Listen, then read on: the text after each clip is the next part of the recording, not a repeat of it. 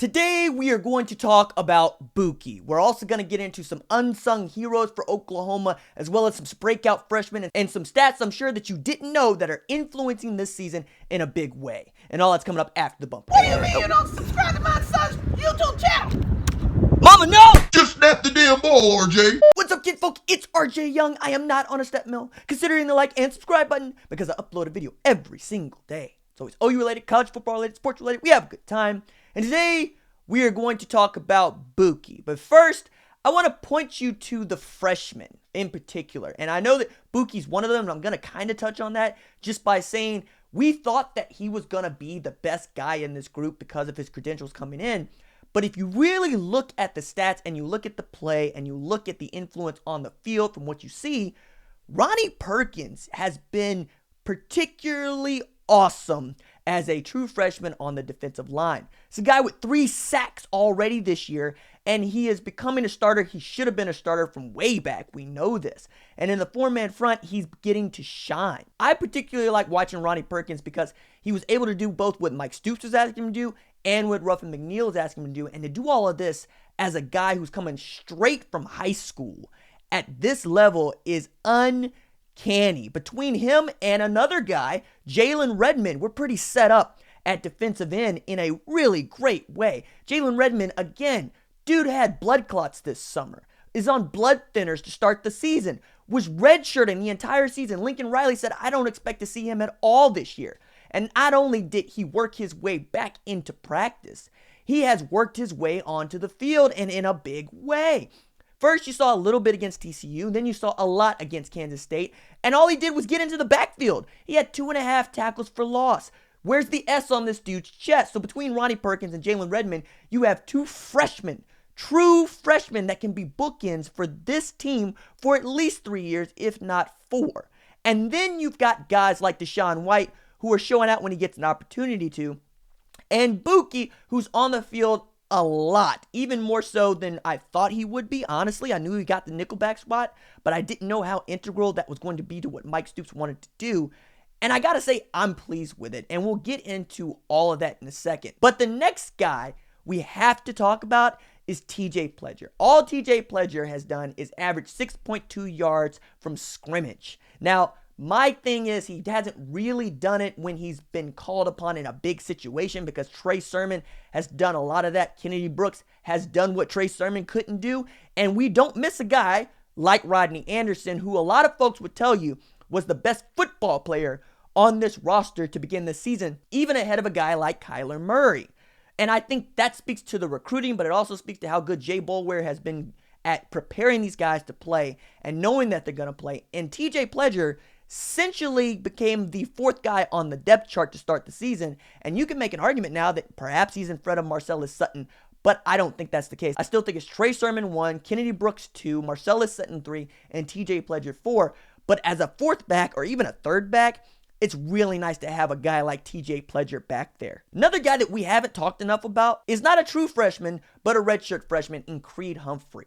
The offensive line is gelling. It's been gelling the whole year, you ask me. I don't think that anybody has any real fights to pick with the offensive line, even the folks that claim that they do, because all those dudes have done is get it done, both passing and run blocking. They just keep Kyler clean, and when they can't, Kyler does his Superman thing. But they're also blocking in a big way. Trey Sermon is allowed to be patient, find holes. Kennedy Brooks is just sliding right through the offensive line.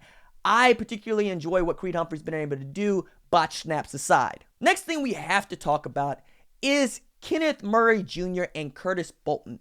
Each of those guys could go over 100 tackles against Texas Tech. Kenneth Murray Jr. has 92 tackles. Curtis Bolton has 88. Who had that coming into this season? And it just goes to show playing as a true freshman, and that's why I was starting this out by talking about the true freshman, is extremely beneficial, especially when you have to be the guy. K9 was asked to play a position he never played before and learned it on the fly, and all he did was come up with 78 tackles at the Mike linebacker position, and now he is the best defender on the field for Oklahoma. I mean, you can go 1B with Curtis Bolton there, but it's kind of my point. Curtis Bolton is a senior. Kenneth Murray Jr. is a true sophomore. And for him to have the season that he is having, particularly in the Big 12, where You expect defensive backs to have great years. You expect quarterbacks. You expect wide receivers. You even expect running backs.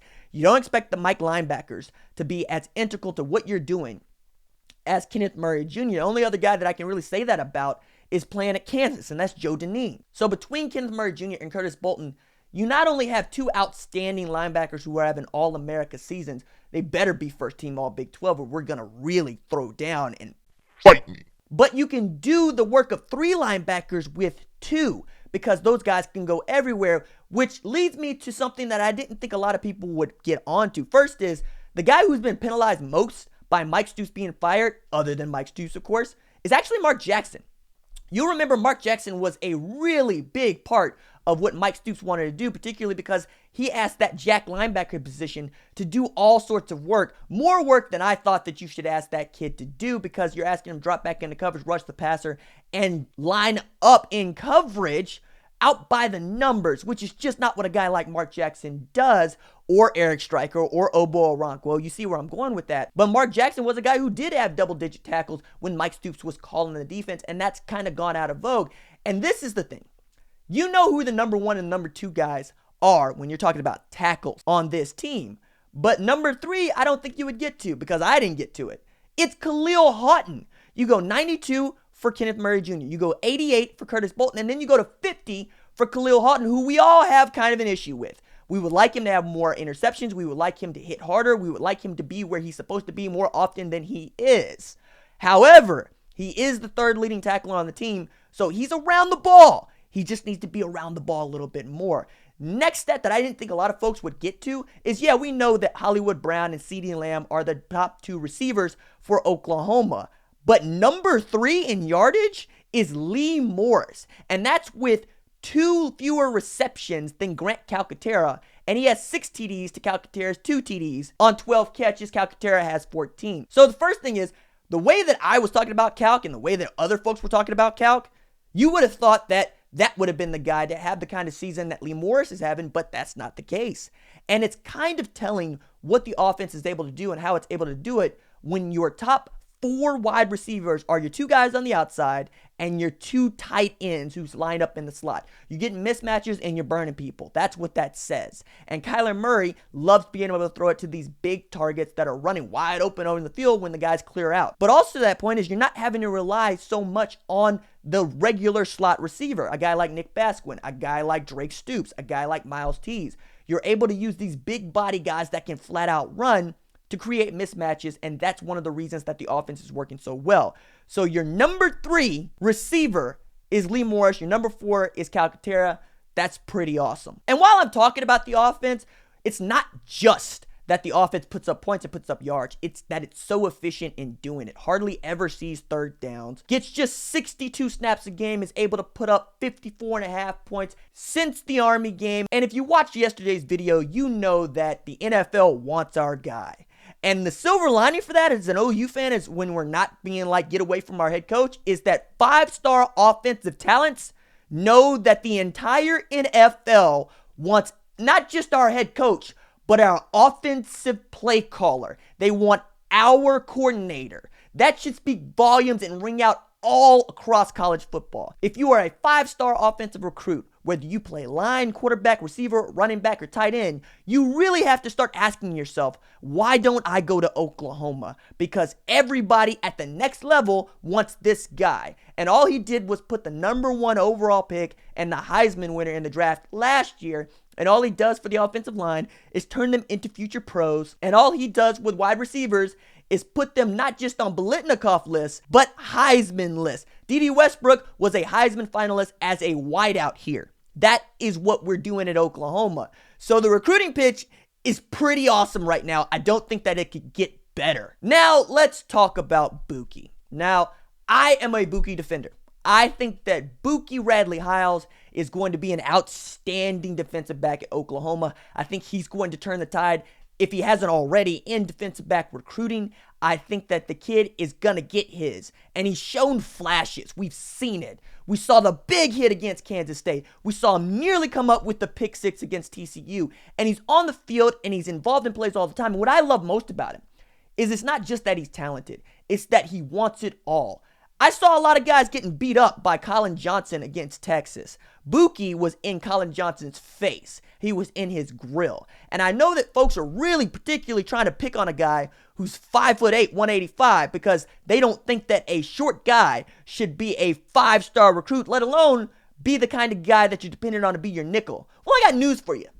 I'm short, and I played football, and nobody cares if you're short. Baker Mayfield was supposed to be short. All he's doing is making it happen. He made it happen here. Nobody cares how big you are. They care about how big the fight in you is. And Bookie keeps coming back, and he continues to get better. He has 25 tackles this year, which is pretty good for the position that he plays, which is nickel. He can blitz. He can cover. I think perhaps you'll start to think about him moving back to his natural position of corner. But for now, he's a nickelback, and I don't see anybody that could do it better. I also think it speaks well that Justin Broyles came in for him when he couldn't go against Kansas State, because Justin Broyles and Bookie basically speak the same language. They are two guys that are on a million who were former corners that are being asked to play a hybrid nickel safety role more often than not. I actually harbor some sort of fan fiction where you see Justin Broyles on one end, you see Bookie on the other, and you see no fly zones except to the middle of the field. Like, that's what I would like to see. I'd like to see what it looked like if Brendan Radley-Hiles and Justin Broyles were on each side of each other. But we really do need to just take it easy on Bookie, because he's a true freshman. And no matter how good you want true freshmen to be, I know everybody wants them to be Trevor Lawrence at Clemson. That's just not the way things usually work out. Kids have to grow up. And if you want an example of what I'm asking about, just look at Kenneth Murray Jr. It was a guy a lot of people had problems with, a guy I defended, a guy I said was going to be really great. Just give him time. And he is. He's the best guy on the defense. What if that's true of Brendan Bookie Radley-Hiles next season? In a year where we won't have Kyler Murray to bail us out, we will actually have to put down the kind of defense we're getting to see now. All right, that's it for me. Deuces.